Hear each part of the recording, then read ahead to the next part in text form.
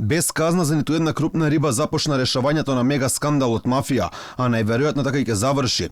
Уште на првото рочиште беа досудени 4 затворски и една условна пресуда за оние кои признаа вина, за другите пак судскиот процес продолжува во раздвоена постапка.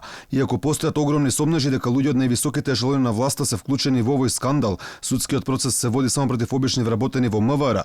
По ваквиот расплет реагираше лидерот на опозицијата Христијан Мицковски, вели дека ова е договорена работа и голем срам за судството на Заев, најавувајќи дека одговорност ќе има веднаш по смената на власта. Кога ја објавив аферата мафија, Спасовски и Заев рекоа дека сум направил саботажа, денес кога за тоа што над 200 криминалци од шкалјарскиот клан, турската, албанската мафија и ИСИС италијанската на Драгента имаат македонски пасоши кои не се поништени, судството на Заев суди по само 2 години затвор, никаде ги нема да кажат збор, затоа што овие службеници требаат да бидат топовско месо за да се заштити криминалот на власта. Она што е уште поскандалозно според опозицијата е што пасошите кои ги добиле странските криминалци се уште не се поништени. Според поранешниот македонски амбасадор во неколку држави Оливер Шамбевски, овој скандал може да представува сериозен проблем за Македонија на надворешен план. Издавањето на овие 215 пасоши, Минимум 215. значи минимум 200, сериозно компрометира многу безбедносни механизми кои што функционираат не само во нашата земја и за заштита на нашата земја, туку на партнерите од НАТО, на